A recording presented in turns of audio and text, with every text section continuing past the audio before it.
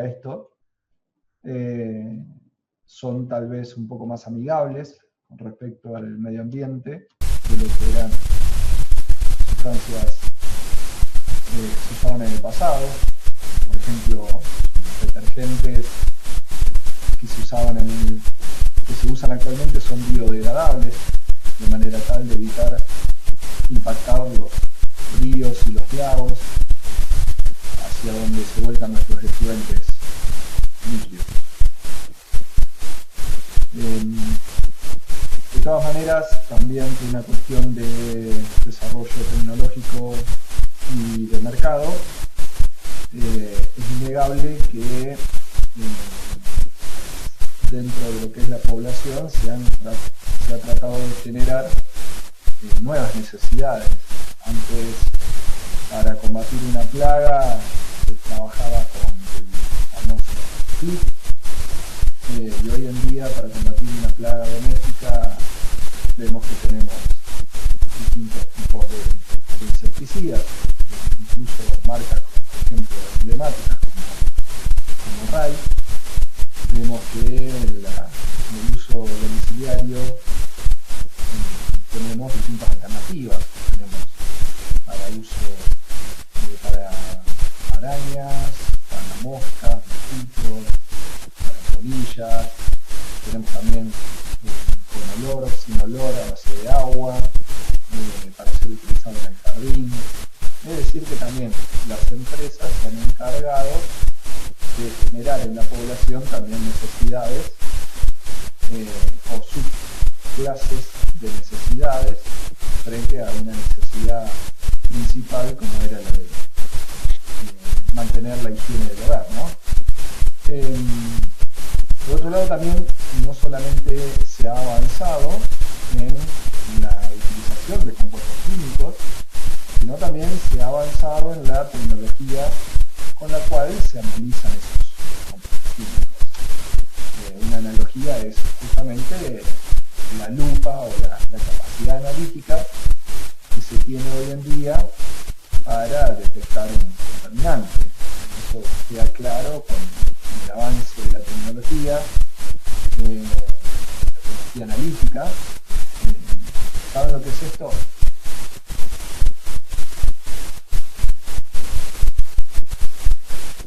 Ahora, por chat, activen el micrófono. No, profe, no tengo la menor idea. ¿Alguien? ¿Una computadora? No. Cromatógrafo de gases. Un cromatógrafo. Sí, tal cual. Un cromatógrafo. Justamente lo que vemos es que aquí a la izquierda es el primer cromatógrafo que fue operado, mientras que aquí en la parte inferior vemos las últimas tecnologías. Como ha sucedido en gran parte de los instrumentos analíticos, por un lado se tuvo una disminución del tamaño de los equipos, fíjense todo lo que es aquí un cromatógrafo. Un par de décadas más tarde ya se podían montar sobre una mesada, ¿no? Ese fue un primer avance.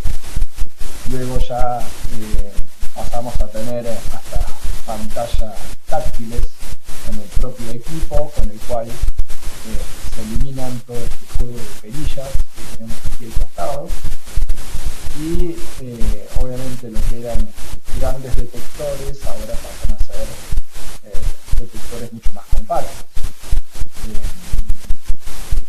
¿Quién de ustedes hizo química analítica aplicada? ¿Nadie? Yo, profe, hice química analítica aplicada. Ok. ¿Qué hiciste analítica aplicada? ¿Me ayudarías a comentar un poco el tema de los cromatógrafos? ¿Para qué se utilizan? Sí, se utilizan para saber los compuestos que tiene una muestra. Hay cromatógrafos que son de gas y de líquido. Eso depende de es el fluido con el cual vas a arrastrar tu muestra.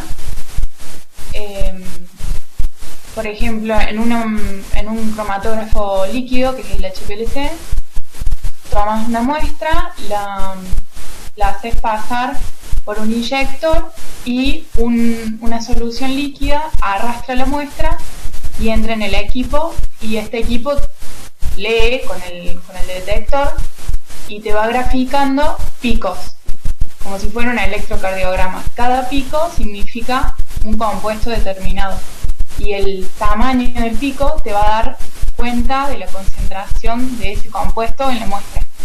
Ok. Ahí veo en el chat que Sol puso también que conoce. ¿Podés agregar algo más, Sol? ¿Cómo te dijeron? Por ejemplo, ¿identifican qué es esto que está acá arriba? Aquí en la parte superior. Un autoassembler. Ok. Sí, justamente también la tecnología ha avanzado de manera tal de no solamente mejorar la sensibilidad de los equipos, sino también de aumentar la productividad. Entonces, un equipo antes tal vez demoraba un par de horas en llevar a cabo el análisis de una muestra, y hoy un equipo en 30-40 minutos realmente ya tiene resuelto cualquier tipo de ensayo. Y en lo que respecta a productividad, que es lo que vemos aquí arriba, esto es un autosampler que tiene la posibilidad de inyectar muestras líquidas, más que también muestras gaseosas, y la primera jeringa que tiene aquí adelante permite también hacer una extracción de muestras. El mismo equipo puede hacer la extracción de muestras, con lo cual está haciendo prácticamente el trabajo de una persona, con la ventaja obviamente de que se puede trabajar las 24 horas del día, con lo cual se eliminan los tiempos muertos, y de esa forma también se tiene una mayor capacidad de análisis. Es decir, que tengamos presente que cuanto mayor capacidad de análisis pueda tener un equipo analítico, seguramente los costos de los análisis disminuyen, y esto hace de que la sociedad tenga disponible con la misma cantidad de recursos económicos, tal vez puedan generar mayor cantidad de información.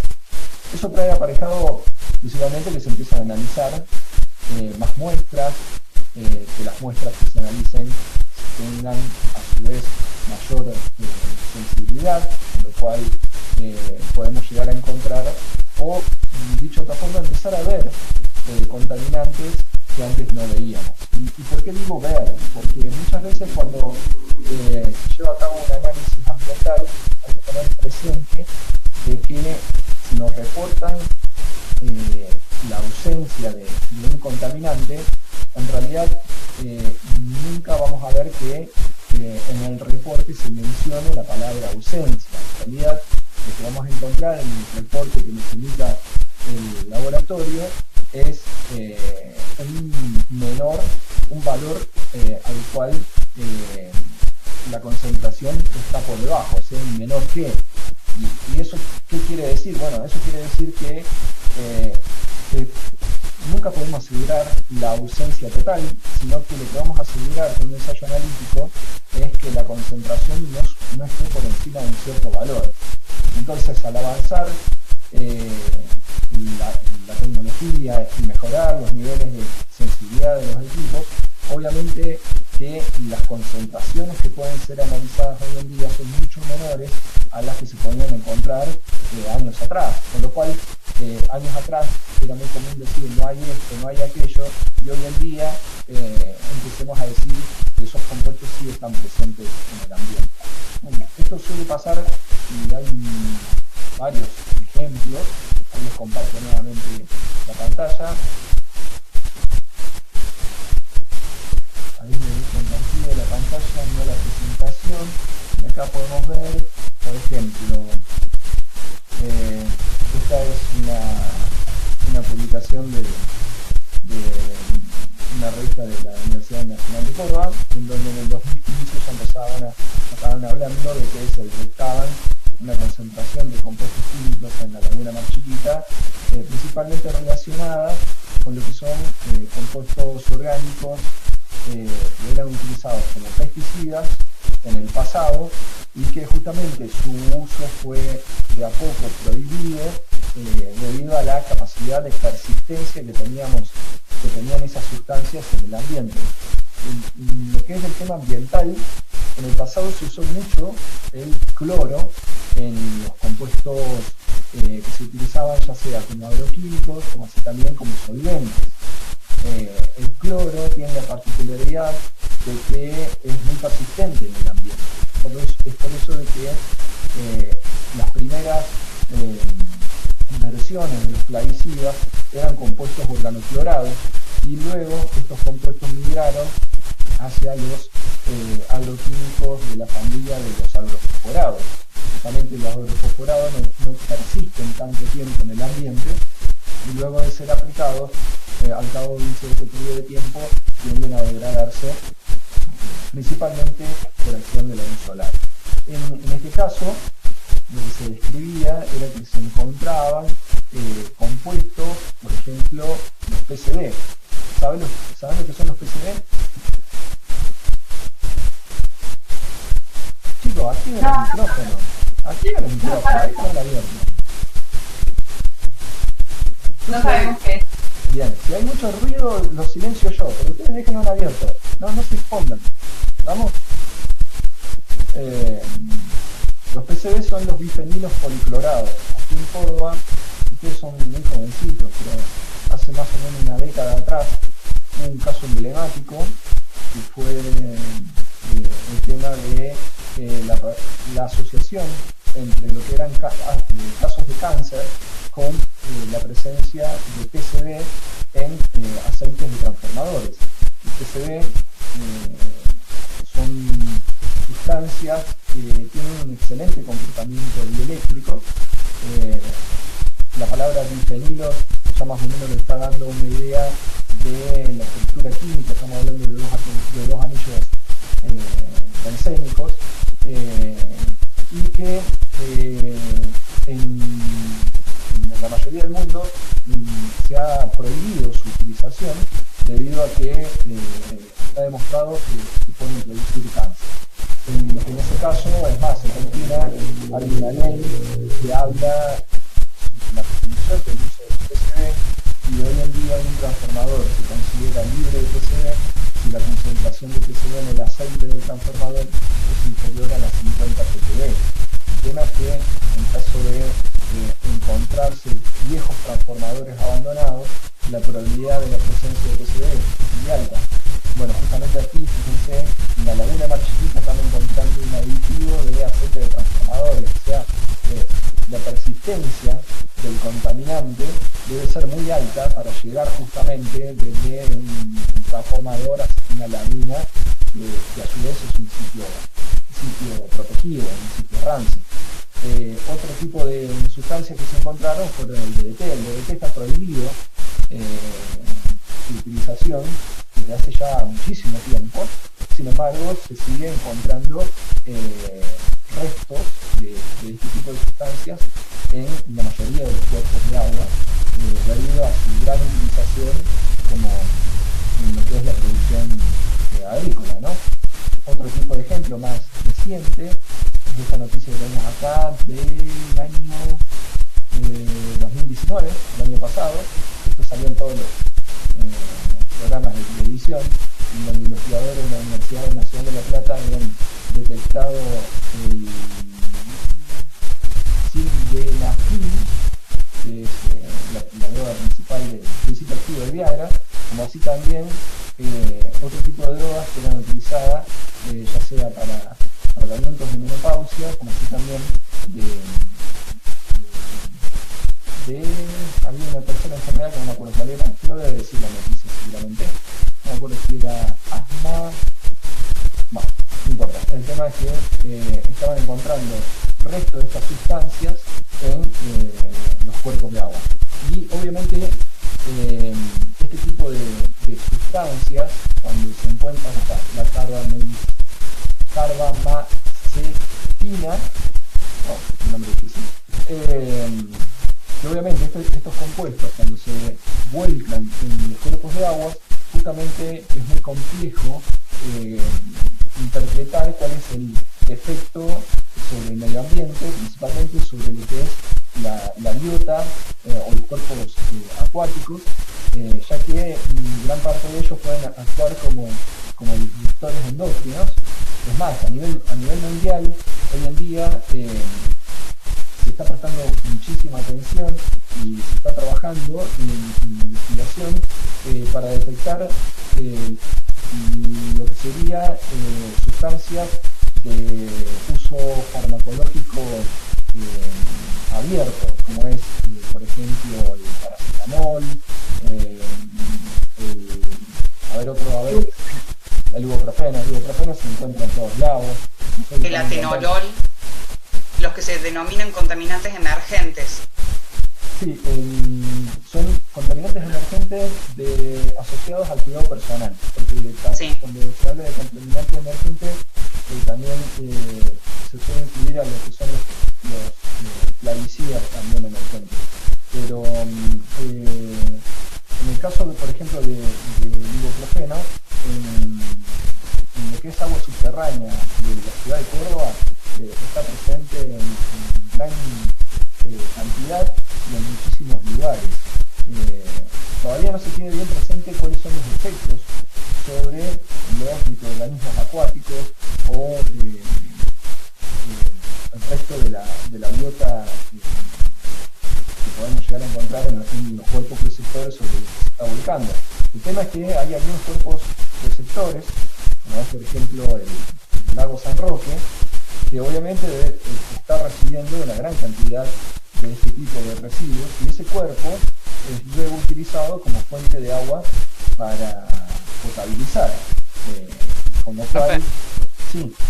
¿Y antibióticos no se encuentra? Sí, antibióticos también.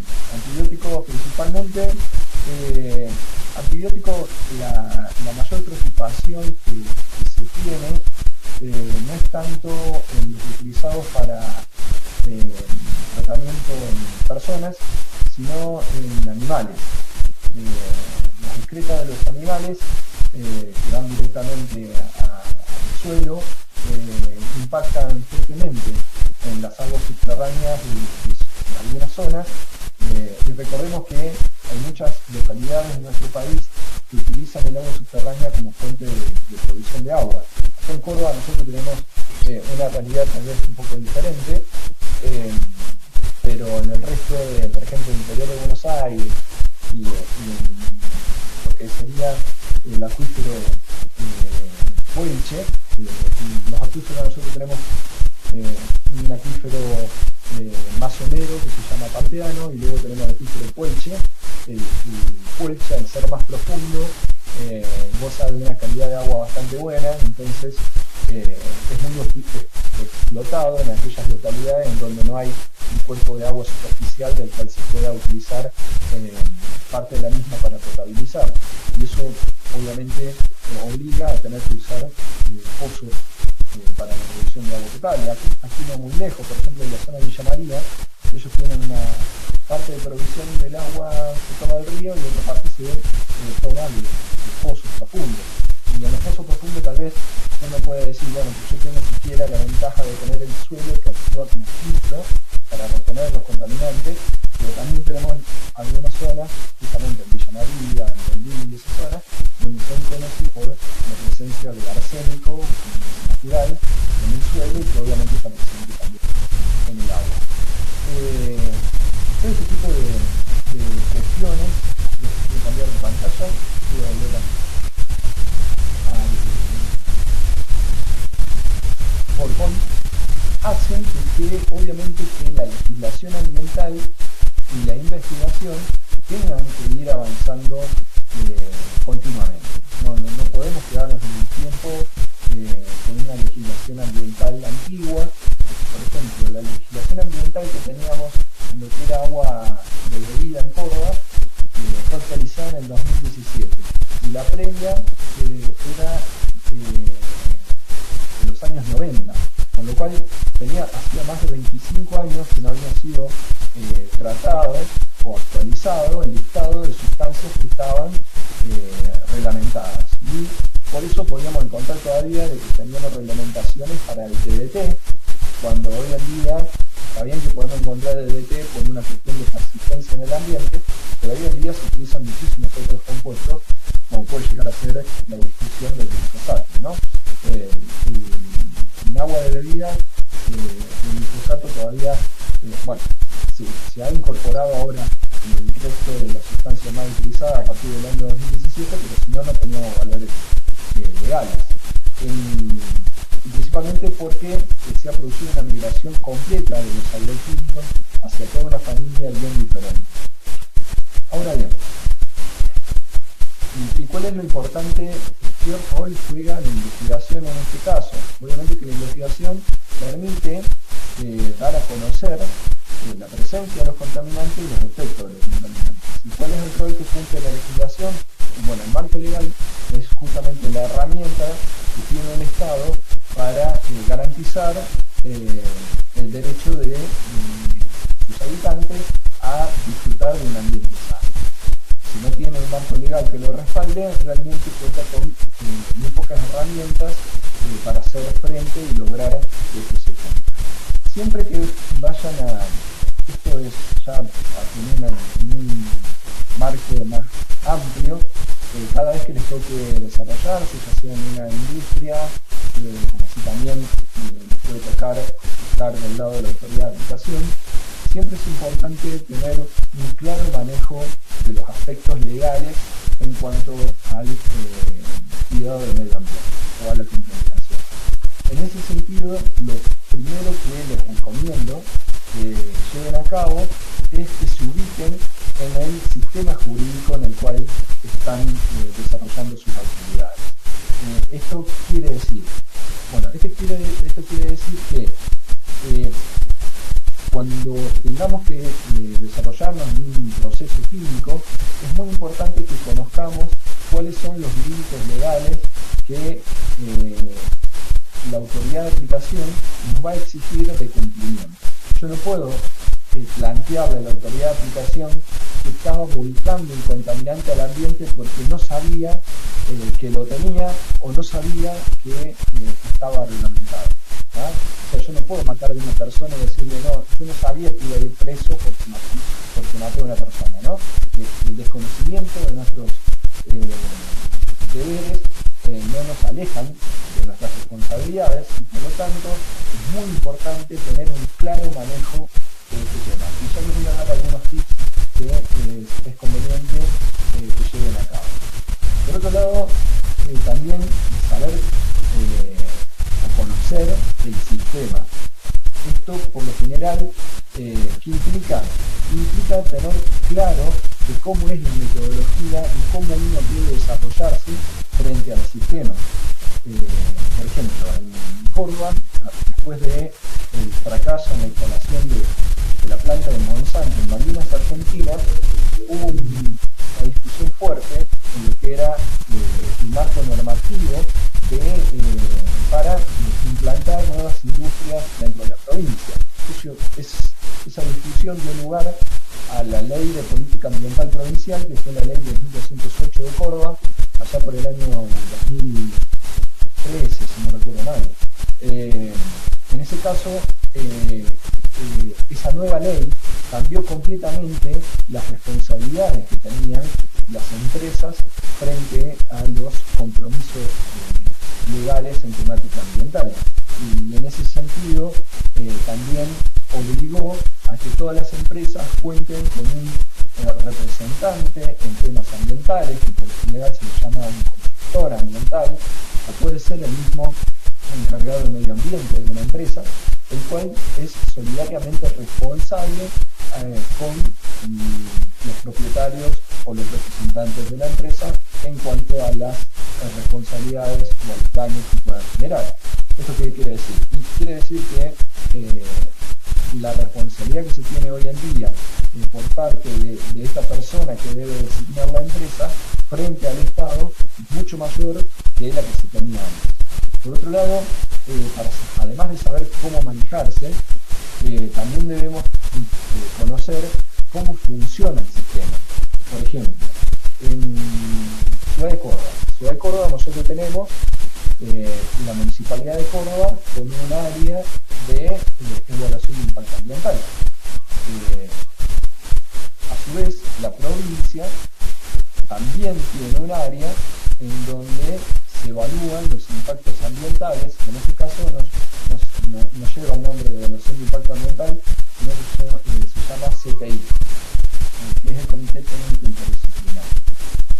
A su vez, a nivel provincial existen otras subáreas, como por ejemplo auditorías ambientales. En auditorías ambientales, como el nombre lo indica, es el área donde debemos presentar informes diarios sobre el comportamiento ambiental de la planta, mientras que en el área de evaluación ambiental, como decía recién, en el CTI, por lo general se presentan cuestiones de mayor índole, como puede ser, tengo un proceso, voy a instalar un nuevo proceso al lado o voy a ampliar el proceso actual. Entonces esa evaluación de impacto ambiental inicial que teníamos que tener aprobada para comenzar a operar, ahora tiene que ser revisada y aprobada nuevamente, porque ahora obviamente al tener una modificación en el proceso los impactos ambientales no aplican. Y por último, así siguiendo con la analogía de municipalidad a provincia, puede suceder de que tengamos también que llevar a cabo gestiones a una escala nacional. Supongamos que por distintos motivos tenemos que enviar un residuo a tratar a otra provincia, entonces como ya ahí tenemos un intercambio de jurisdicción, tenemos que obviamente notificar a la autoridad nacional. Otra opción es que también muchas veces tenemos que notificar a la autoridad nacional porque estemos trabajando en un terreno que es federal. Por ejemplo, si ustedes obtenemos un caso, la responsable de higiene, seguridad y medio ambiente de la fábrica de aviones es una chica residida de acá, de la fábrica. Ella está desarrollando su actividad, la empresa está desarrollando su actividad, ustedes conocen la fábrica de aviones, aquí en la avenida Circunvalación de la ciudad. De todas maneras, el terreno es un terreno federal, que es propiedad del Estado Nacional. Por lo tanto, ella debe conocer claramente que tiene que cumplimentar con la legislación nacional, provincial y local. En lo que respecta a la potestad, porque muchas veces uno entra en la disyuntiva de decir, pero ¿qué tengo que hacer? ¿Notificar a los tres cada vez que hago algo? Obviamente que si uno realiza esto, de notificar a los tres cuando lleva a cabo alguna modificación o sufre algún derrame ambiental y demás, está cubierto. Pero suele suceder en Córdoba, al menos, que van a tener mayor respuesta por parte del Estado provincial. ¿Okay? Eso no es así en todo el país. Eso no significa que si, por ejemplo, están en La Plata, no sea que la autoridad de aplicación que responda inicialmente no sea la autoridad local, la municipal. En Córdoba, por ejemplo, tiende a suceder que es la autoridad provincial la que más responde a una cuestión ambiental, mientras que la autoridad local suele responder cuando existe alguna interacción con diferentes áreas dentro del municipio, como puede ser tener que solicitar un permiso para operar comercialmente, en donde el área que nos va a otorgar en el municipio ese permiso nos exige que demos conocimiento a la autoridad ambiental local. Pero esto no significa que la autoridad ambiental local no tenga potestad, al contrario, desde el punto de vista legal, los distintos fallos ambientales que ya existen están marcando como fundamento legal que la potestad que tienen los municipios es innegable, por encima de cualquier otra autoridad de aplicación. ¿Qué quiere decir esto? Que la autoridad municipal tiene la potestad absoluta en lo que es la gestión de los recursos dentro del ejido municipal. Con lo cual, muchas veces esa potestad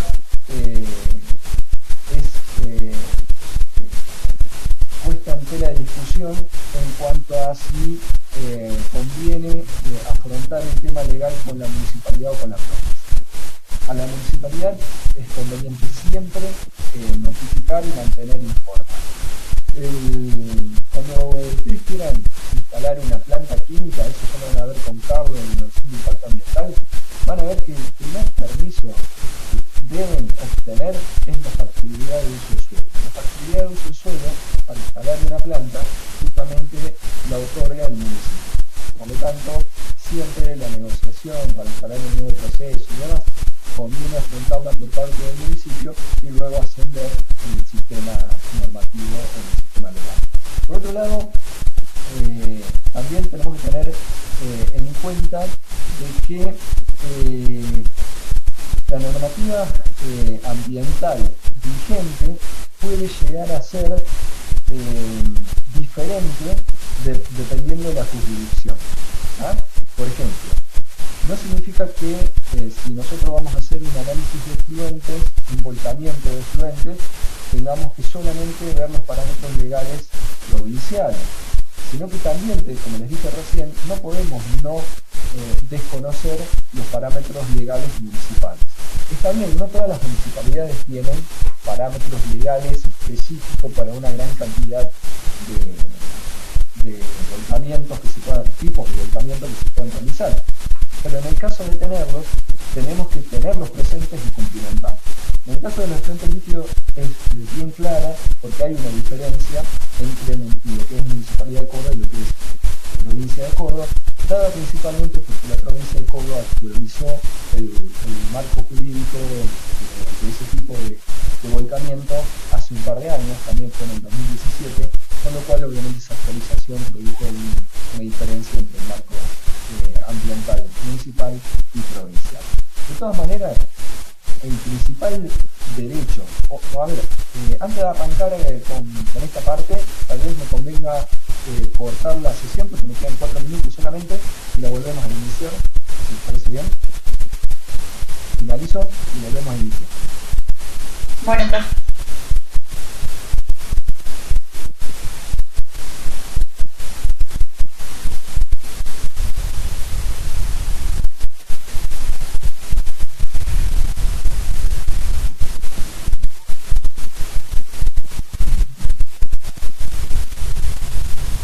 Consulta con respecto a qué es lo que dice la legislación del vertido de efluentes gaseosos, por ejemplo, vapor de agua. El vapor de agua no es considerado un contaminante, por lo tanto no está legislado. No, pero si sale a temperatura. No hay problema con eso. No, es diferente con respecto a lo que es tratamiento de efluentes líquidos, en donde la temperatura es un parámetro importante, ya que trae aparejado una disminución del oxígeno disuelto en el cuerpo receptor y por lo tanto afecta la vida la biota del río del lago. Es un efluente gaseoso, vuelta a vapor de agua, realmente no tiene un impacto en el recurso en el cual se está volcando. Si se acordaron, en el 2013 se planteaba que el dióxido de carbono que emitía la planta de Porta Hermanos Matecoles era tan grande que desplazaba el oxígeno en los alrededores del barrio, lo cual es una locura. O sea, ustedes saben que los gases difunden y tienden a ocupar el volumen que los contiene. Bueno, en el caso de la atmósfera, ese volumen que los contiene es muy grande y por lo tanto existe un fenómeno de dispersión de contaminantes muy marcado, muy rápido, no así como se vuelve un efluente líquido en un río, ¿no? Con lo cual no. Toda la normativa en Córdoba carecía de actualizaciones y después de sancionar la ley de política ambiental provincial se tuvo un avance muy importante que fue que la reglamentación de los distintos artículos de la ley lo podía realizar directamente la autoridad de aplicación, que era el Ministerio en ese momento se llamaba y energía, después pasó a llamarse Agua Ambiente y Servicios Públicos, y hoy en día se llama Ministerio de Servicios Públicos. Entonces, la reglamentación es mucho más ágil, no tiene que pasar por la legislatura. O sea, es bueno que pase por la legislatura para garantizar una discusión en cuanto a asegurar que se cumplan con los derechos y deberes de los ciudadanos, pero a partir de ahí, lo que es la reglamentación particular de cada ítem, ya sea una ley, acá, por ejemplo, la Constitución, está bueno que lo haga la autoridad de aplicación, porque ya eso es muy técnico, y meter una cuestión tan técnica dentro de una discusión legislativa es un embrollo, y lo que estaba pasando era que cada 20 años salía una ley que reglamentaba un recurso, y eso no puede ser así, porque el avance tecnológico está siendo demasiado rápido, y la actualización de los parámetros legales debe acompañar constantemente en base al desarrollo de los conocimientos en cuanto a nuevas sustancias y a los efectos de las sustancias. Por ejemplo, mencionábamos antes el tema del glifosato. En Francia está prohibido el uso del glifosato, en Argentina no. Entonces, ese tipo de discusiones todavía son muy lentas en cuanto a tomar una decisión, y si eso entra dentro de un proyecto legal, la verdad que a una discusión legislativa es bastante embromado, ya que tiene que ser una discusión en base a conocimientos técnicos. Por otro lado,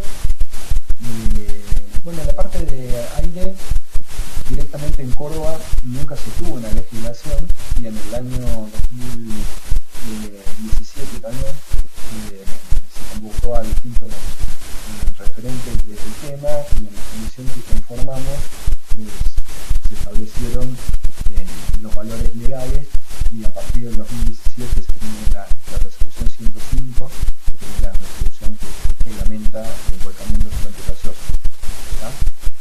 Pero vamos a ir en orden. Nosotros sabemos cuál es la ley suprema de un país. La Constitución, después de reforma en el año 93, incorporó dos artículos que apuntaban al cuidado del ambiente. Primero, el artículo 41, en el cual todos nosotros, como ciudadanos, podemos hacer uso de nuestros deberes, pero también de nuestros derechos, para exigir que podamos gozar de un ambiente sano. ¿Okay? El otro tema que se incluyó fue una cuestión de que estaba en ese momento siendo discutido. En realidad la discusión empezó en el año 89 y empezó antes, se cerró a nivel mundial en el año 89, y en el año 93 fue reglamentado en nuestro país, fue el tema de los residuos peligrosos.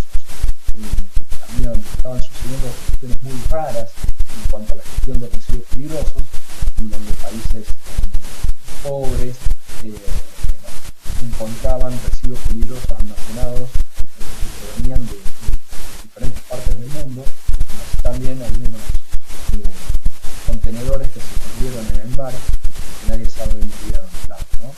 Y eso llevó a una discusión muy importante que se reflejó en el convenio de Basilea del año 89, donde se prohibió el movimiento transfronterizo de residuos peligrosos sin previo consentimiento de las partes. Es decir, que ustedes quieren llevar un residuo peligroso que no se trata en Argentina a tratar a Francia, como puede ser el caso de que tengan un suelo contaminado con PCB. Si tienen un suelo contaminado con PCB, en Argentina no lo pueden tratar. Entonces, para tratarlo, una opción es enviarlo a Francia para que sea tratado por incineración. Ahora, para poder hacer eso, necesitan tener el consentimiento del gobierno francés para poder enviarlo. Ese tema fue incluido, fíjense, en el artículo 41 de la Constitución, en donde se prohíbe el ingreso al territorio nacional de los residuos peligrosos y radioactivos. Pero a su vez también se incluyó una herramienta muy utilizada por los ciudadanos, que es el artículo 43, que da lugar a lo que nosotros conocemos como el amparo.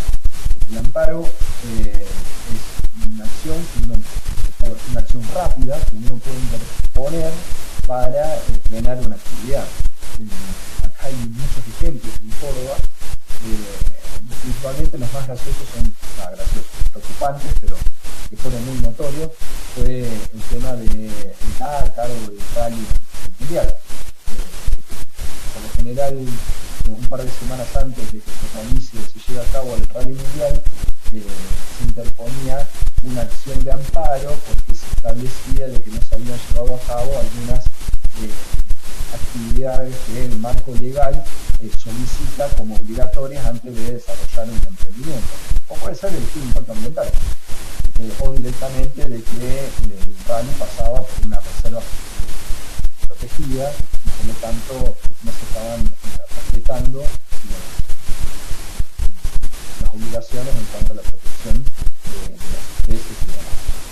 El amparo es algo que nosotros podemos interponer en cualquier momento, obviamente que eso cae en la fiscalía de turno y por lo general decimos que es una acción rápida porque la justicia tiene la obligación de interceder de manera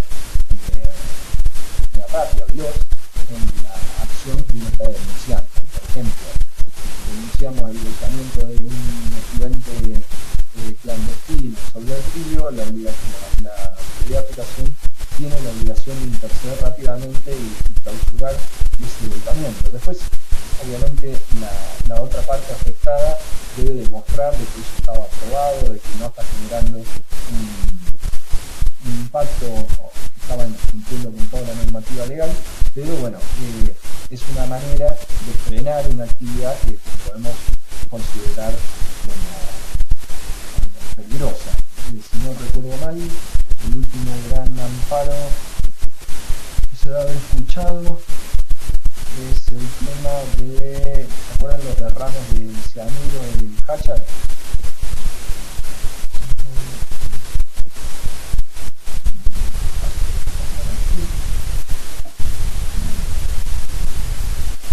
Sí, fíjense, estamos hablando del 2015, ahí les comparto nuevamente la pantalla para que lo vean. Derrame de cianuro, el barric, fíjense acá. ¿Por qué les quiero mostrar esto? Porque el amparo, recién, como lo que estaba mencionando, es una actividad que puede, o sea, una acción que puede presentar un ciudadano, pero también los gobiernos pueden presentar un amparo ante la justicia. Recuerden que el gobierno es el poder ejecutivo y esto está cayendo dentro de la órbita del poder legislativo, por lo tanto tranquilamente el gobierno puede actuar presentando un amparo. ¿Recuerdan este tema?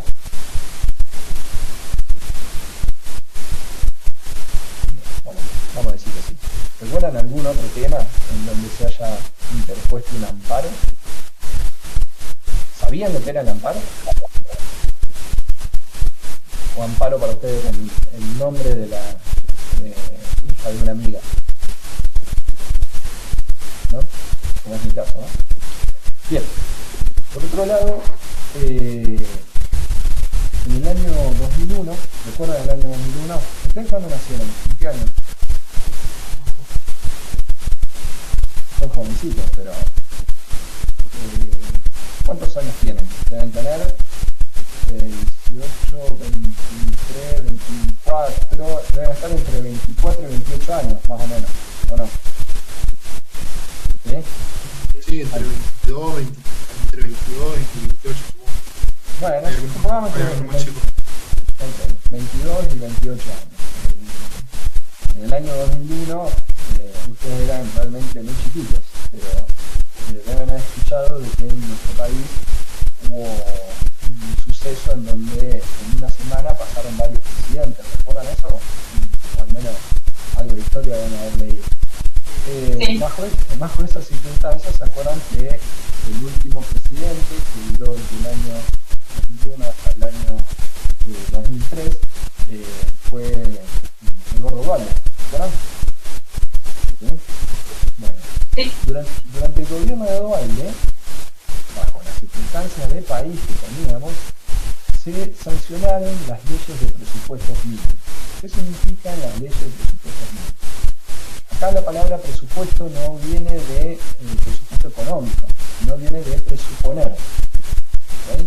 Entonces, las leyes de presupuestos mínimos, en realidad el objetivo que tienen en cualquier país es definir los supuestos sobre los cuales se debe normar un determinado recurso. ¿tá? O sea, debe asentar las bases. A partir de ahí, las provincias pueden llegar a ser más exigentes en cuanto a la reglamentación de los recursos, pero no pueden ser menos exigentes. ¿Se entiende? Los presupuestos mínimos son leyes que tienen aplicabilidad inmediata en todo el territorio nacional. ¿Okay? Entonces, esto dado desde el punto de vista nacional, si luego una provincia, un municipio quiere avanzar en ir un poco más allá de esta legislación, tiene que ser más estricto, no menos estricto que esto.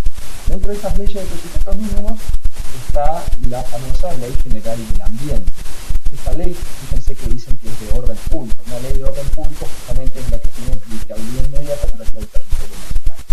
Y después está, por ejemplo, también la ley de gestión de PCB, que era lo que les comentaba antes, de que no puede haber más PCB, lo de la concentración de PCB en los aceites, y que justamente a partir del año 2010 no tenía que haber más, no se debería utilizar más PCB en los aceites. Hay otras normas que fueron muy discutidas. La ley, por ejemplo, de gestión ambiental del agua generó un planteo de constitucionalidad, principalmente por parte de la provincia de Mendoza. Ustedes saben que Mendoza tiene una gestión del agua muy particular, que a ese recurso le prestan especial importancia, y ellos presentaron un pedido de constitucionalidad de esta ley. ¿verdad? Estamos hablando del gobierno provincial interponiendo un pedido constitucional a la Corte Suprema de Justicia de una ley planteada a nivel nacional. Volviendo a la Ley General del Ambiente, en la Ley General del Ambiente se establecen todos los principios sobre los cuales se deben sustentar las legislaciones ambientales que se definan posteriormente. ¿Qué significa esto? Que si nosotros vamos a sancionar una ley que reglamente un determinado recurso, apuntando a la protección de ese recurso, sí o sí tenemos que prestar atención a los principios básicos planteados en la Ley General del Ambiente. Esa Ley General del Ambiente, como les decía antes, plantea el principio de congruencia, el de prevención, precautorio. Este precautorio es muy utilizado por parte del ámbito legal de los abogados, justamente porque uno puede presentar un amparo en base a un principio precautorio y solicitar el cese inmediato de una actividad, hasta que la actividad pueda demostrar que lo que se está planteando dentro del principio precautorio es verídico o no, o corresponde o no. Por ejemplo, si hay un barrio que está dudando de que se los está contaminando por las emisiones de una chimenea, pueden plantear el principio precautorio del cese de las emisiones de esa chimenea hasta que se demuestre que no existe riesgo. Por otro lado, van a ver que hay muchísimos principios más. Tenemos la responsabilidad, que en este caso es el principio en donde les comentaba antes, nos pueden asistir, o sea, ustedes como representantes de la parte ambiental, o si llegan a puestos muy altos en la empresa, como responsables legales de la empresa, pueden tener la responsabilidad legal por daños ambientales causados por la empresa. En Córdoba, esta ley fue en el año 2002. En Córdoba, recién en el 2014, se tuvo la ley 2208, que es una ley en donde se toma la Ley General del Ambiente y se la adapta a la realidad de Córdoba. Por lo tanto, como dije antes, esta ley 2208 debe cumplir con todos estos principios de la Ley General del Ambiente y avanzar. ¿En qué se avanza? Principalmente en lo que era la participación ciudadana en la aprobación o no de la instalación de una empresa. ¿ah? Esto es muy importante, porque si ustedes desarrollan un proceso productivo nuevo, antes no pueden, por idea propia, ir, comprar un terreno y comenzar a instalar la planta. Ustedes deben lograr la licencia ambiental, que es un documento que emite la autoridad de aplicación provincial, la cual solamente les va a ser otorgada si logran el consenso por parte de la sociedad. ¿Tá? ¿Y eso cómo se logra?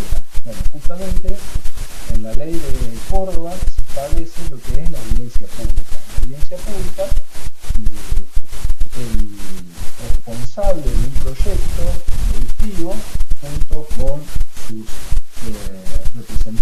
consultores o expertos ambientales, primero deben informar a la población con respecto a lo que van a llevar a cabo y luego deben responder todas las inquietudes que la población quiera llevar a cabo. Obviamente eso tiene que ser ordenado, por lo tanto lo que se suele hacer es un cierto periodo de tiempo antes se notifica a la población de que se va a llevar a cabo esto y además se permite de que se realice una inscripción a las personas que quieran ser oradores al momento de la audiencia pública. Es ahí donde uno debe inscribirse, no puede ir en ese momento, levantar la mano y decirle yo quiero saber si ustedes van a contaminar o no. ¿Ah? Y por lo general, en este tipo de cuestiones, hay posiciones que son encontradas. A veces parte de la población acepta el proyecto y otra parte que es más reacia a la realización del proyecto. Todo esto debe ser abierto, público y tiene que quedar documentado.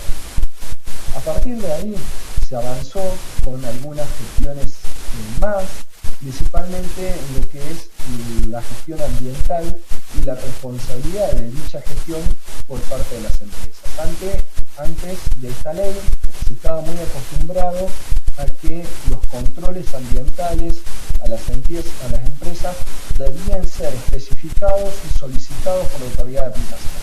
A partir de esta ley, lo que se hace es decirle, usted como empresa que conoce perfectamente su proceso productivo, que debería conocer las emisiones que tiene en su proceso, usted debe ser el que debe confeccionar el plan de gestión ambiental, el famoso PGA que vemos acá, y presentarlo a la autoridad de aplicación. La autoridad de aplicación lo va a evaluar, se lo va a aprobar, y una vez que está aprobado, usted es el responsable de hacerlo cumplir. ¿Ah?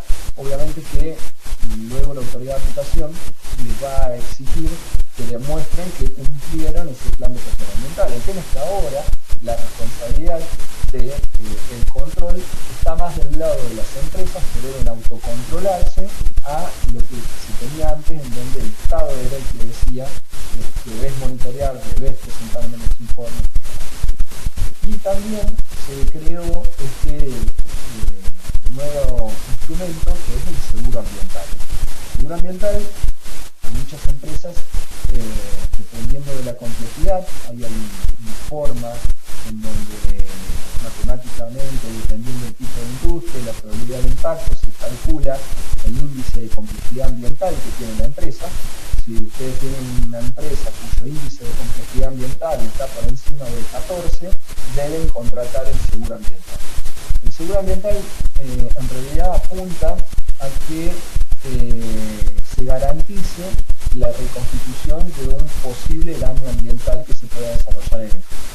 Es decir que, porque ¿qué pasaba? Muchas veces lo que sucede es que, imagínense una estación de servicio, se produce un derrame muy importante de hidrocarburos, se contamina una gran cantidad de metros cuadrados de suelo y es más, puede llegarse a contaminar tal vez un río o un arroyo, y el daño ambiental es tan grande que la empresa prácticamente se declara en quiebra y desaparece.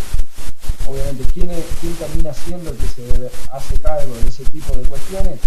Va a terminar siendo el Estado Nacional, el cual, o provincial o local, el cual va a hacer el uso de los recursos de los vecinos para corregir un error que fue llevado a cabo por un privado. Entonces, con el seguro ambiental lo que se busca es que exista una relación entre privados, entre una empresa asegurada y una empresa aseguradora. ¿Ah? Obviamente que entre ellos va a existir una relación de control para evitar que se tapen mutuamente, por decirlo de una forma. En ese caso, por lo general, la empresa aseguradora, antes de asegurar a una empresa, lo que hace es una inspección para evaluar cómo está la situación ambiental de la empresa y luego recién ahí le otorga la cláusula de protección, de seguro. Eso principalmente tiende a evitar que las empresas aseguradoras deban afrontar eventos de contaminación o pasivos ambientales que existían previo a la contratación del seguro ambiental. Eso es una cuestión que se está solicitando en muchas empresas, lo cual también le otorga tanto a la autoridad de aplicación como al resto de la población una tranquilidad de que luego de suceder un daño ambiental existen recursos económicos para poder restaurar ese daño. Lo otro que tiene que tener deben incorporar ya de entrada es que es imposible reconstituir un recurso a su estado inicial. ¿Okay? ¿Qué quiero decir con esto? Si hay, por ejemplo, un suelo que fue contaminado con hidrocarburos, es imposible que uno trate ese suelo y logre volverlo, obtenga las mismas propiedades del suelo que tenía antes de que se produzca el derrame. La única manera de lograr algo así es reemplazar ese suelo por un suelo de similares características que no haya sido impactado. Pero lo de volver a su estado inicial un recurso que fue impactado es muy difícil de lograr, muchas veces por una cuestión técnica y otras veces por una cuestión económica. Es por eso de que el concepto de restaurar un sitio a las condiciones iniciales hoy en día ya se está dejando de utilizar, pero todavía lo van a encontrar muchas veces en la legislación ambiental.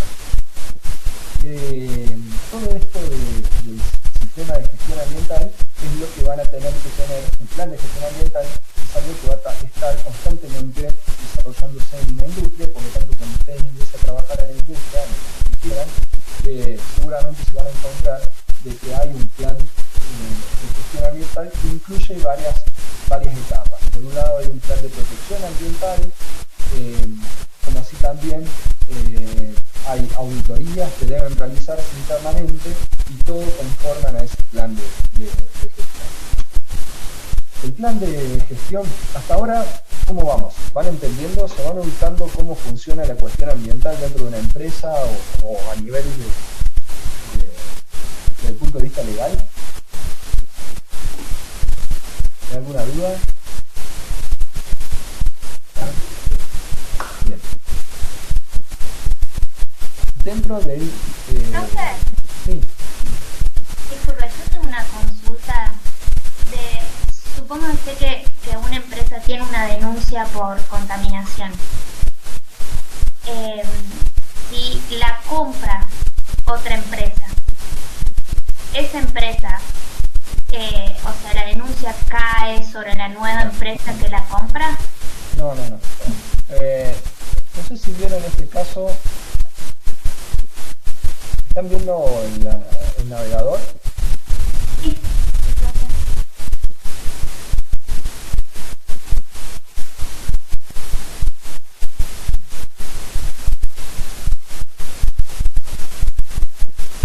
No sé si vieron este caso, la demanda que tiene multimillonaria que tiene YPF en el extranjero. No. ¿No? No.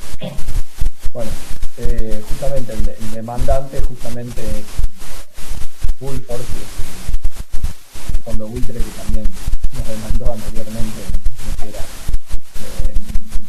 cuando entramos en situación de pago, ¿no? ¿Qué había sucedido? A ver. Esta noticia no, como es una noticia muy comercial. Acá está la mega causa contra el PF. Ahí está. Fíjense, la demanda es en el estado de Nueva Jersey, ¿okay? Y es por contaminación ambiental comprobada. En realidad, el tema viene en que YPF compró una empresa que había generado o producido un derrame ambiental en Delaware, ¿okay? Entonces, ¿qué tiene que ver YPF con el derrame ambiental? En realidad no, YPF no tiene nada que ver con el derrame ambiental, pero YPF había comprado a Maxus, que era la empresa, en donde la demanda, fíjense, llega a los 14.000 millones de dólares. O sea, es una mega causa impresionante. Bueno, no voy a seguir bajando porque ya entra en juego la política argentina, los crímenes y todo lo demás. Pero acá está. El problema había sido la contaminación del río Pasay, que tenía un compuesto químico altamente cancerígeno que utilizaba en la guerra de Vietnam. ¿Y cuál era el compuesto químico? Acá está, dioxina. ¿Ah? Entonces, tu pregunta creo que queda respondida con esto, ¿no? Hay un principio, ¿se acuerdan de esto que hablábamos recién de los principios de los presupuestos mínimos? Hay otro principio que no es de presupuestos mínimos, sino que está incluido dentro de la ley de residuos peligrosos, que se llama, que vendría, si ustedes lo tendrían que incluir dentro de uno de los principios de la Ley General del Ambiente, vendría a ser el de responsabilidad. Justamente esto es como una responsabilidad extendida. Entonces la respuesta a tu pregunta, ¿quién era? ¿Romina? ¿Te preguntó? Sí. Romina, existe dentro del principio de responsabilidad esto de responsabilidad extendida. Entonces uno sigue siendo responsable. ¿Cuál es el tema? El rol que juega la población. O sea, una cuestión es que el Estado de Nueva Jersey demande a YPF y que después YPF demande al que le vendió la empresa Maxus, a los capitales anteriores. Aquí en Córdoba, a ver, te lo voy a hacer más fácil. Acá en Córdoba es muy común que una estación de servicio se vende de un propietario a otro, ¿okay? Y que el nuevo propietario, cuando lleva a cabo, va a realizar la inscripción en comercio e industria de la municipalidad, le piden que haga un monitoreo de suelo, le piden que tenga la autorización por parte de ambiente. Va a la parte de ambiente y la parte de ambiente le dice, esto que les decía antes de la evaluación de impacto ambiental, les dice usted tiene que hacer una evaluación de la calidad del suelo para demostrar que no tiene derrames de hidrocarburos. Cuando lleva a cabo esa tarea, se encuentra de que había derrames de hidrocarburos. Entonces, el nuevo comprador lo que establece es que yo no puedo haber sido porque todavía no estoy operando. O sea, esto es un derrame que viene de la actividad anterior. Bueno, ahí el Estado puede demandar a la persona para que restaure el daño ambiental. De todas maneras, lo más probable que suceda en ese caso es que el comprador de la estación de servicio le inicie un juicio por daño oculto, daño vicio oculto, no sé si alguna vez escucharon, al vendedor. Hay otro caso muy emblemático en Córdoba, que fue, ¿recuerdan la empresa MWM de Jesús María? Que fue noticia también porque se habló hace poco ahora con el tema de COVID.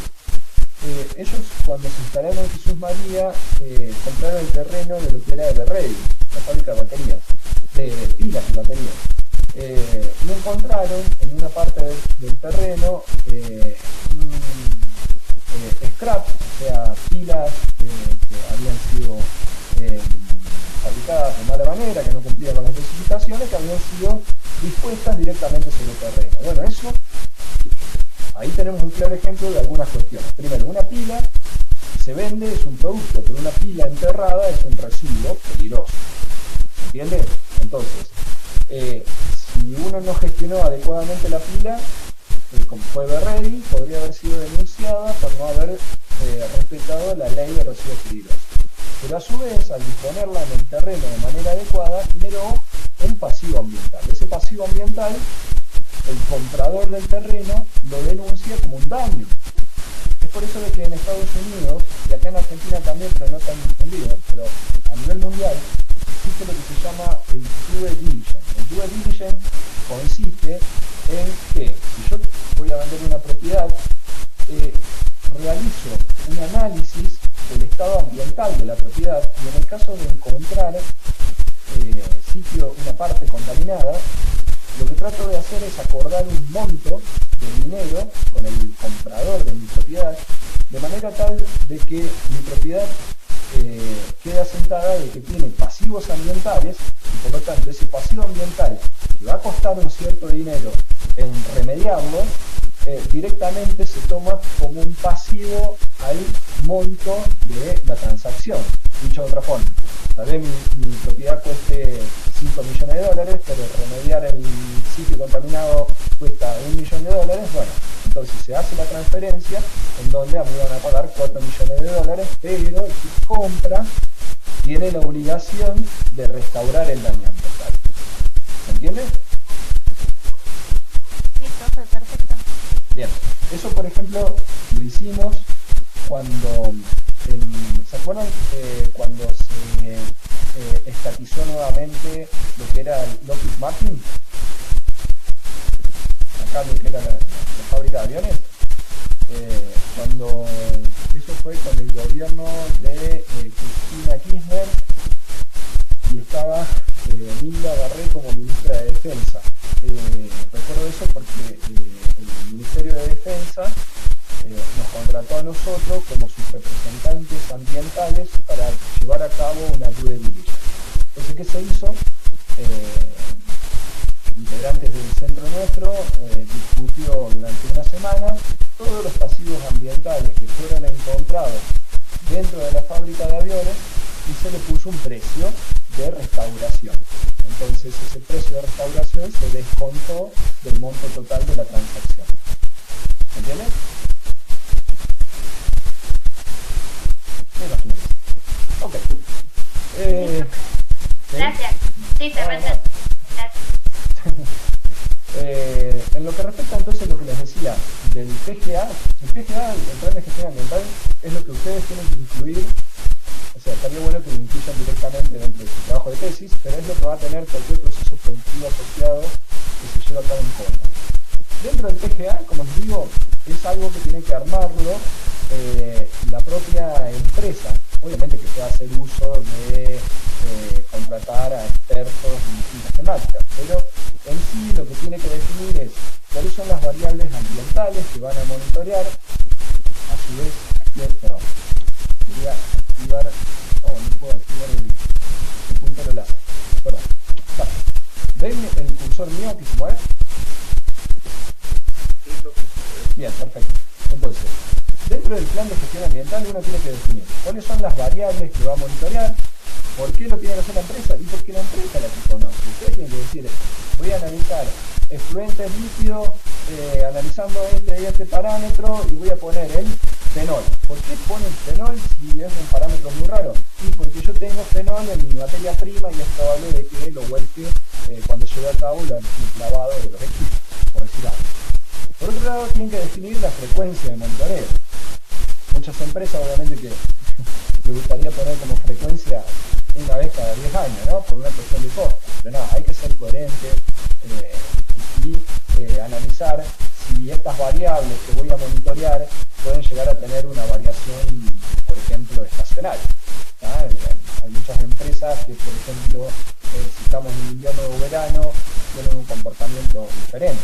Por ejemplo, una industria cementera, la época de lluvias, de verano, el polvo que puede estar volando, saliendo de la planta es mucho menor a lo que va a estar en esta época, en donde hay sequía, viento, etc. Por otro lado, también tiene que definir cuáles son las técnicas de medición y análisis. Esto es muy importante porque, recuerden también esto, cada contaminante queda definido en base a cómo se va a analizar. ¿Por qué digo esto? Es que no porque distintos laboratorios, por decir de una forma, analicen un mismo contaminante, el resultado tiene que ser el mismo. El resultado debería ser el mismo si aplican la misma metodología. Pero si no aplican la misma metodología, es muy probable que existan diferencias porque para algunos métodos un contaminante queda definido de una forma y para otro método queda definido de otra forma. Un ejemplo de esto son los hidrocarburos. Si yo lo analizo por una técnica de infrarrojo, voy a estar detectando todo aquel compuesto que tenga enlace carbono-hidrógeno. Mientras que si lo analizo por cromatografía, voy a tener, lo voy a cuantificar como todo aquel compuesto que dé respuesta en un detector FIT. Y no necesariamente vamos a tener la misma concentración final cuando apliquemos esos dos métodos diferentes. Y por último, tenemos también que especificar los estándares o niveles de comparación. De esta forma se obliga a que la empresa tenga en claro cuáles son los contaminantes que está emitiendo, que tenga en claro cada cuánto tiene que controlarlos, y por otro lado también tenga en claro cuáles son los valores legales. Obviamente que esto no significa, si bien lo tiene que hacer la empresa, no significa que no vaya a ser revisado por la autoridad de aplicación. Obviamente que esto es revisado y aprobado por la autoridad de aplicación. ¿Está claro? Bien, me queda 1 minuto 50, así que voy a cortar la sesión y voy a volver a iniciar. ¿Me parece bien? Sí, pues. Ok. Otra pregunta. Cuando dice de las técnicas de medición y análisis, hay ciertos análisis que puede hacer la propia empresa y otros los tiene que derivar, por así decirlo, autorizados por la autoridad de aplicación, o te lo pueden autorizar adentro de tu planta. Bien. Los análisis que uno realice dentro de la planta, por lo general, son los análisis que uno lleva a cabo para control de proceso. Para presentar la autoridad de aplicación, los análisis deben ser realizados por organismos que la autoridad de aplicación autorice. En algunas provincias existen registros de los laboratorios en donde se pueden llevar a cabo los análisis. Y ese registro lo que hace es de alguna manera llevarle cierta tranquilidad en cuanto a la calidad de los resultados y a la independencia de los mismos, ya que imagínense que el autocontrol lo realice en el propio laboratorio de la empresa, puede llegar a ser percibido por parte de la población como dudoso. Por eso había pensado en eso que decía quién decidía porque yo puedo hacer un control de mis influentes diarios, supóngase. Sí. Pero después quién decide finalmente, y porque yo no me puedo estar controlando a mí mismo pues no tendría. Entonces suponía que había como una... Sí, uno no puede ser juez y parte en esto. Claro. Entonces las empresas deben contratar un laboratorio externo para llevar a cabo el control que se haya comprometido a presentar a la autoridad de aplicación y que forme parte del plan de gestión ambiental. Perfecto, gracias. Bien, resumiendo en Córdoba, ¿no? En Córdoba lo que tenemos en base a las distintas matrices ambientales, los voy a silenciar un segundito porque hay un ruidito de fondo, pero por favor apenas quieran comentar algo, actívenlo. Lo que me decía es que en Córdoba hemos tenido una actualización bastante importante a partir del año 2016-2017.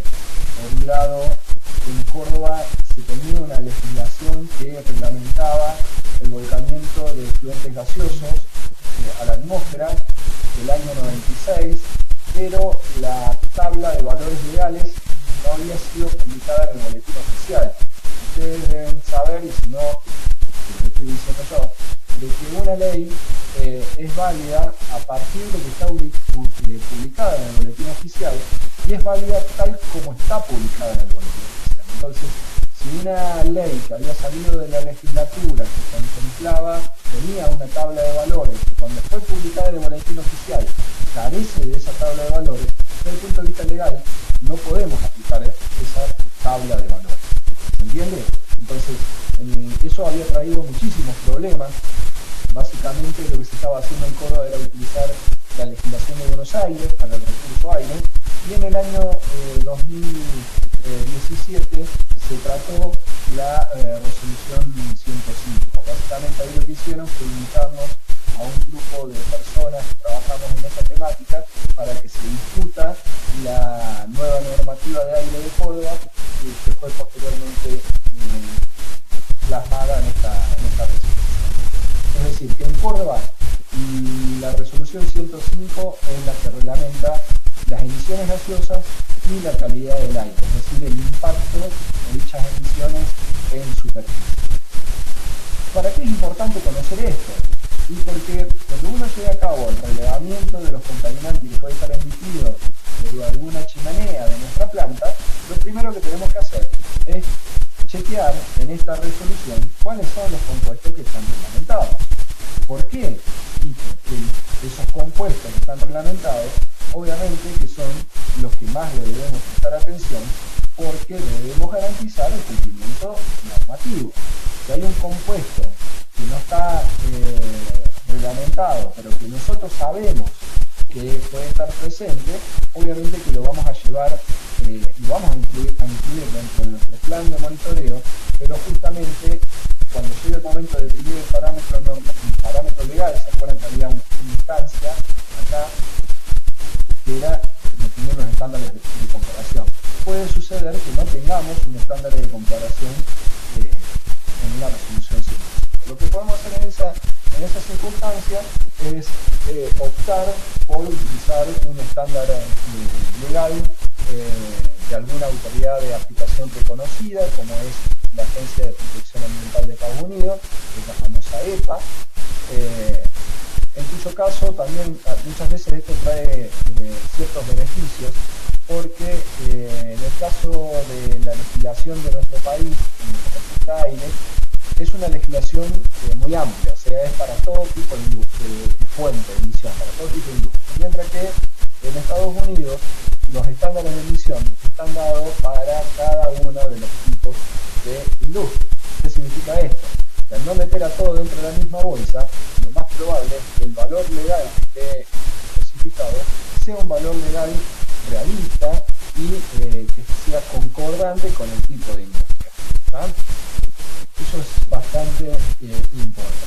Desde el punto de vista de lo que es agua, ahí tenemos dos legislaciones en Córdoba, una que legisla la parte o normativa de lo que es volcamiento de efluentes líquidos.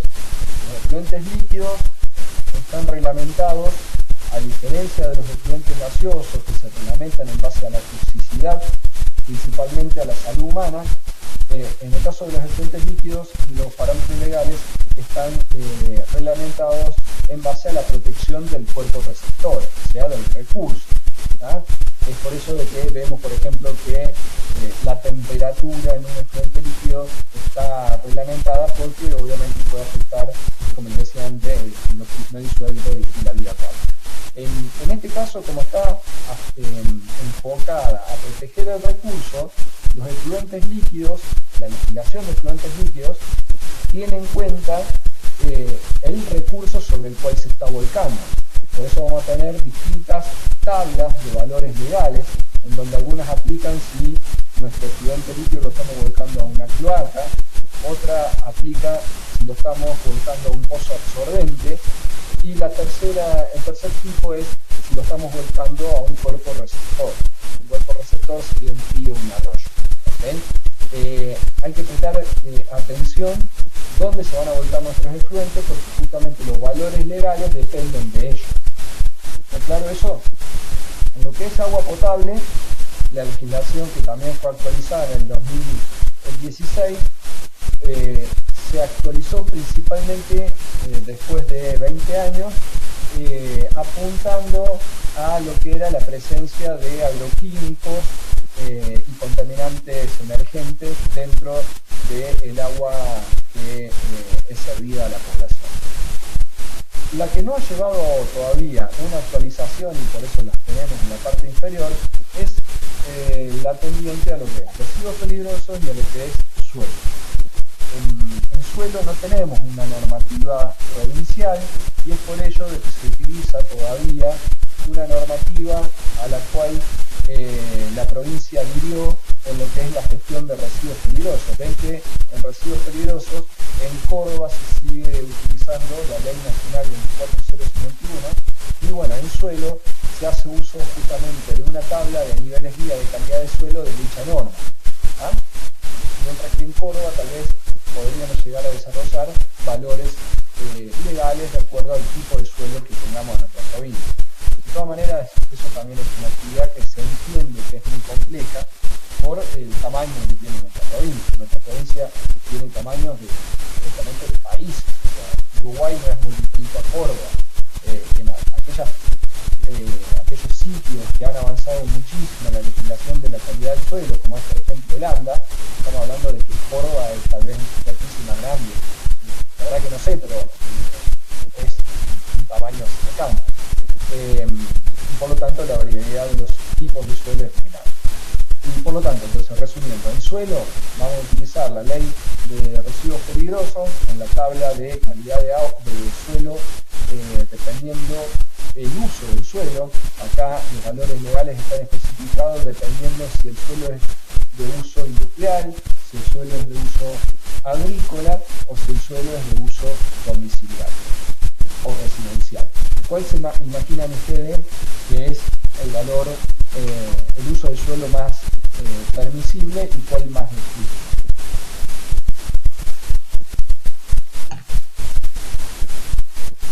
¿Se me fueron todos? Ah, no, 27 participantes, pero no tengo ninguna cámara habilitada. El más estricto será el industrial y el más permisivo el residencial. No, el más estricto es el residencial. No sé. Bien. Soy, ¿quién otro está hablando ahí? Yo, Ismael. Ahí me activo. Ismael, está bien. Cierto. O sea, Ismael y Sol tienen dos posiciones contrapuestas. ¿Alguien más? Que necesita un tercero.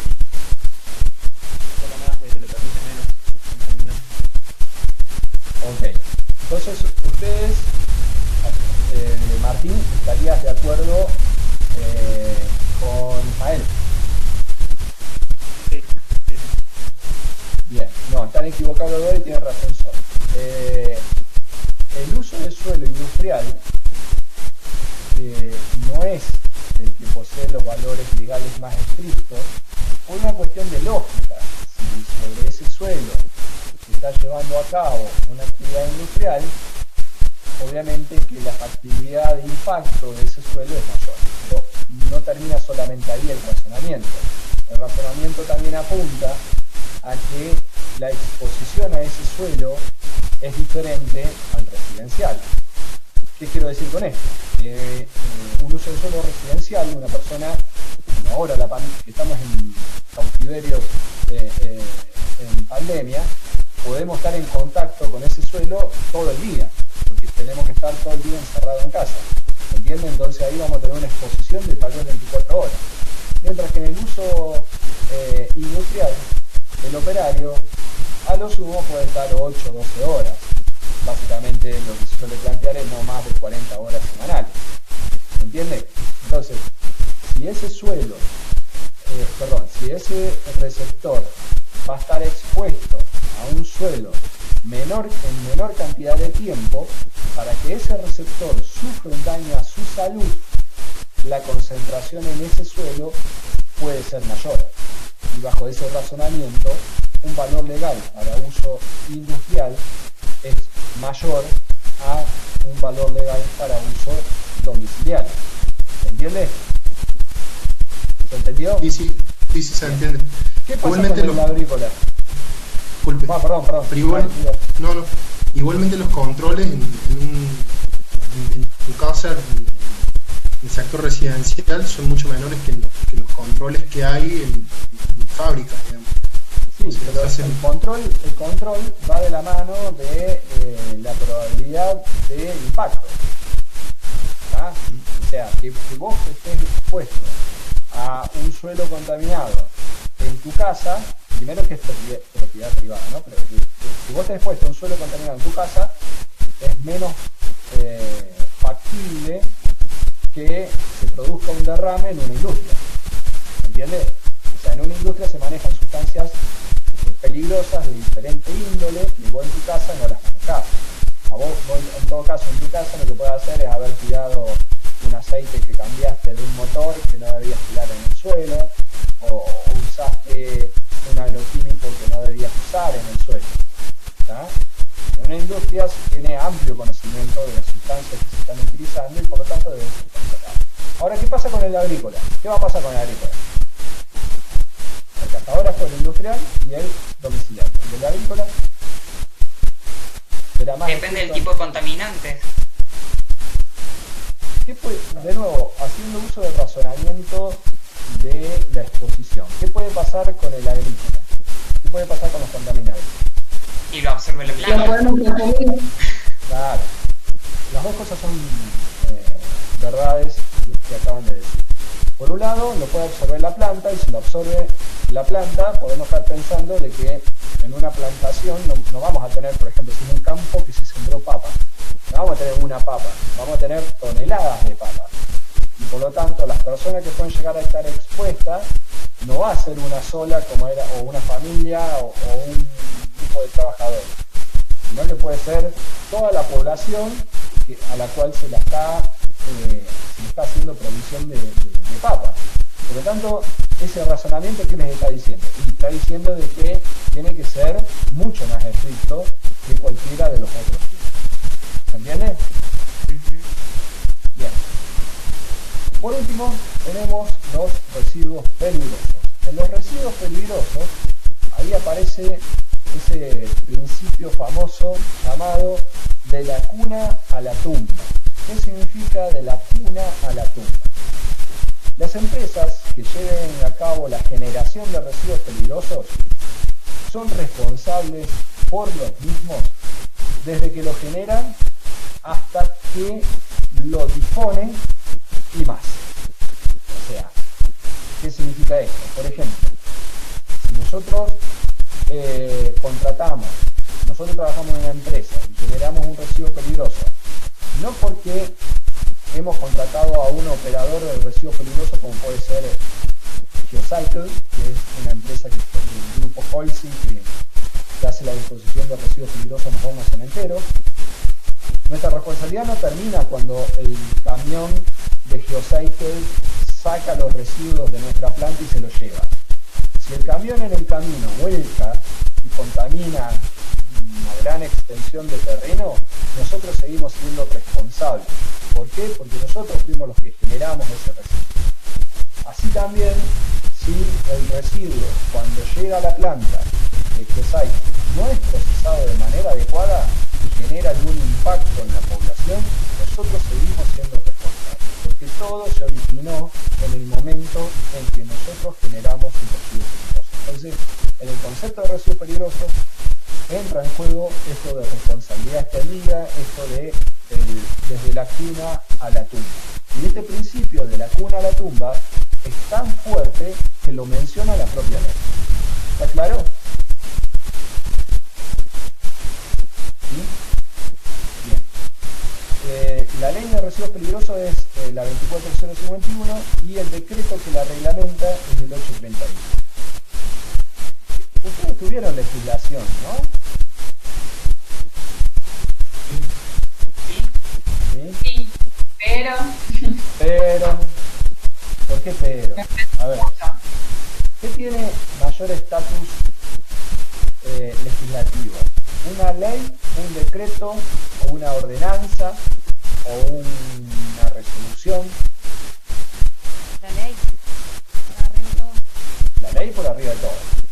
Y por encima de la ley, ¿qué hay? La jerarquía es como en el orden que le dijo usted exactamente. Bien.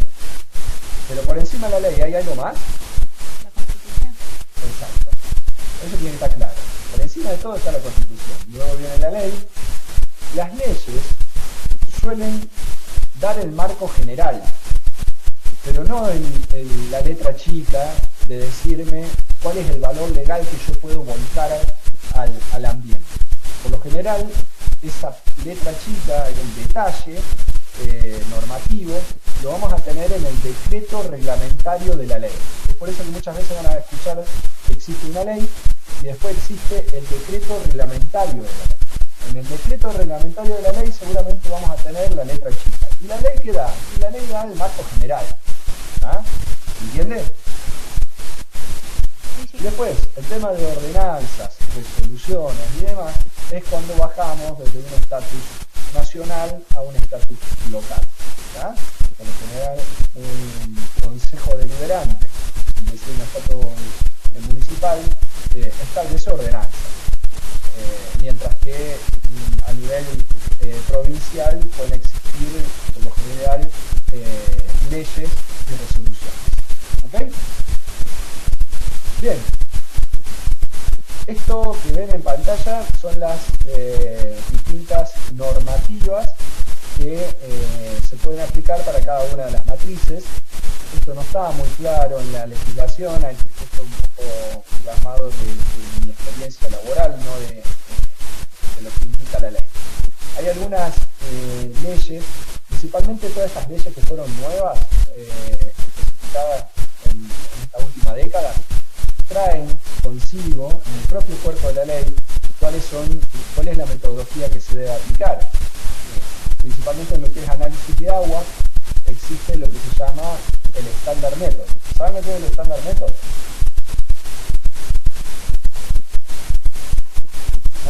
¿No? ¿No? Dame un segundito. Ni idea.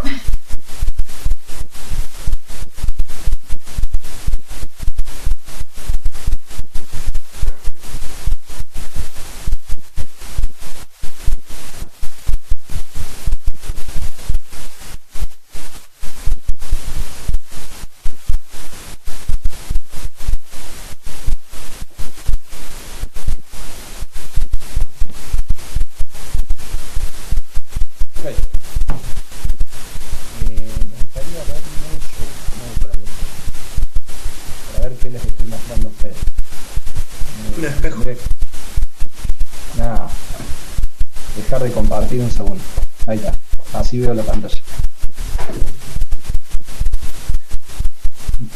¿Llegan a ver? Sí, sí. Bien. Este libro, fíjense que se llama Métodos estándares para examinar aguas y efluentes líquidos. ¿Ok?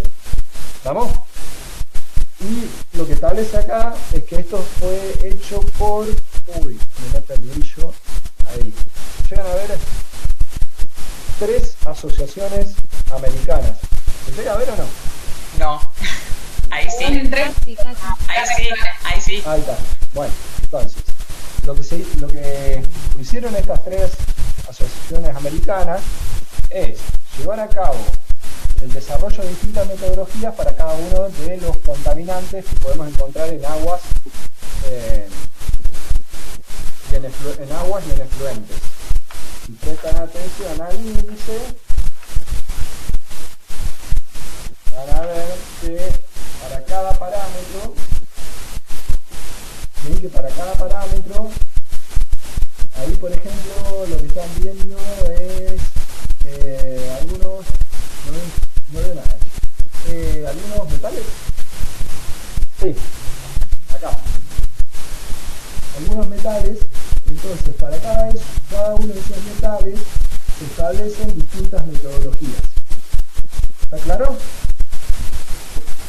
Lo que hace entonces este libro es dar los métodos de análisis para cada uno de los contaminantes. ¿Okay? Supuestamente, aplicando estos métodos de análisis, van a obtener resultados semejantes para cada uno de los parámetros, por más que utilicen diferentes metodologías. Ahí hay que prestar atención. Primero, los métodos son aceptados con una variabilidad bastante importante. No es que si uno me da 0,1, el otro método me va a dar 0,1. No, tienen una variación que les es propia. Y por otro lado también lo que establece este método en la introducción, este libro, en la introducción de cada uno de los métodos, es el de establecerle o compartir experiencias en donde se identifican, por ejemplo, distintas interferencias que pueden afectar el correcto análisis de un parámetro químico. ¿Está claro? Lo bueno de esto es que al definir que hay que aplicar esta metodología, por un lado queda claro de que sí o sí los laboratorios tienen que analizar el agua con esta metodología, pero además, como cada parámetro tiene diferentes alternativas, también deja cierta libertad a los laboratorios para que puedan aplicar la terminología que puedan o corresponda. Muchas veces esto está limitado por una cuestión también económica de capacidad analítica, ¿no? Si yo puedo hacer todo por titulación, obviamente va a ser mucho más económico que hacerlo con equipamiento pesado, por decirlo de alguna manera, ¿no? Bien. Eso es para aguas y efluentes. Para lo que es aire, la legislación de Córdoba no estableció cuál era la metodología que tenía que utilizarse, y en realidad se hizo porque la Secretaría de Medio Ambiente de Nación ya hace más de 20 años que tiene especificada cuáles son los métodos que deben aplicarse. Son estas dos resoluciones de la Secretaría de Medio Ambiente de Nación. Y en lo que es residuos peligrosos, este es uno de los pocos casos en donde la ley incluye la metodología. Pero cuando incluye la metodología me refiero a que no solamente menciona un libro o un compendio de métodos, sino que los tiene escritos. ¿Okay? Dice, el análisis de sólidos volátiles se hace pesando una cierta cantidad de muestras, bla, bla, bla. ¿Me explico? Da el detalle. Y en lo que es suelo, como todavía, como les dije, de los recursos, es el que menos se ha protegido y se ha legislado, no hay una normativa definida, y ahí uno puede usar la que encuentre disponible, que por lo general para cuestiones ambientales siempre hacemos uso de lo que son las normas EPA, son los métodos aprobados por la Agencia de Protección Ambiental de Estados Unidos, y las normas ISO o IRAN o AST. Bien, ¿alguna consulta con respecto a esto? ¿No? ¿No? Gente, sería un buen momento para cortar, y la próxima clase del viernes arrancamos con residuos peligrosos. ¿Les parece bien? Sí, profe. ¿Sí? Perfecto. Perfecto. ¿No? 28. Bueno, profe. 28 alumnos. ¿Alguna duda? ¿Algo? ¿No? Si les parece bien, entonces nos vemos el viernes. Sí. Tengo una pregunta. Sí. Mencioné muchas veces los estándares legales. Yo tengo una duda. Por ejemplo, si la ley dice que el límite legal para tal subdirección es 100 ppm y tenemos 99 ppm o tenemos 101, o sea, no hay un rango establecido, porque desde el punto de vista legal, si tenemos 101 contaminamos, si tenemos 99 no, y es como que, ¿se entiende? Sí, desde el punto de vista legal es así. Es así. Ah, ok. Por eso es muy importante, imagínense, hay algunas industrias que tienen una planta ubicada en Córdoba, otra planta ubicada en Santiago del Estero y otra ubicada en Neuquén. Bueno, el valor legal para cada uno de ellos seguramente difiere de manera importante. Por eso les decía, lo primero que tenemos que hacer es ubicarnos en el marco legal que nos corresponde. ¿Ah? ¿Por qué tenemos que ubicarnos dentro del marco legal que nos corresponde? Porque de esa forma definimos la definición que acabas de decir vos. ¿Cuál es el valor a partir del cual, desde el punto de vista legal, me van a considerar que estoy contaminando el ambiente? ¿Ah? Por lo tanto, cuando uno comienza entra a trabajar en una planta, toque la parte del medio ambiente o algo relacionado, lo primero que deberían hacer es interpretar o identificar cuáles son las sustancias que están emitiendo al ambiente. ¿Para qué? Para poder ir al marco legal y contrastar cuáles de ellas están reglamentadas. Eso hay que hacerlo rápidamente, porque la primera etapa, porque es lo que nos protege a nosotros de nuestra responsabilidad legal. ¿Okay? Después, a partir de ahí, podemos plantear mejoras en el comportamiento ambiental de una planta que traigan otro tipo de beneficios. Eso puede ser reducir los olores en los alrededores de la planta. Otra es, hay muchas veces que lo que emitimos es producto. Entonces, si lo que emitimos es producto, por ejemplo, fabricamos cemento y se nos escapa material particulado por chimenea que está reglamentado, ese material particulado es clinker, es materia prima, es producto. Entonces, obviamente que también es importante conocer lo que volcamos para hacer un análisis económico también de las pérdidas que estamos teniendo por chimeneas o descargas. ¿Estamos? Bien, gente. Perfecto, gracias. ¿Otra pregunta o estamos? Profe, usted dijo que el recurso suelo era el que tenía la legislación más estricta porque nos alimentamos de ahí. No, Sin embargo, me da curiosidad. Sí, de agrícolas. Sí. Me da curiosidad si está reglamentada la rotación de cultivos. No sé si nos importa el recurso suelo. No, porque, de nuevo, la protección del recurso aire y del recurso suelo apunta a la protección de la salud humana, y mientras que, por ejemplo, en agua apunta a la protección del recurso. Entonces ahí sí está claro que se trata de proteger el recurso. En aire y en suelo se trata de proteger la salud humana. En suelo sería lógico reglamentar para proteger el recurso también. ¿Ah? Por eso también en Estados Unidos, como les decía,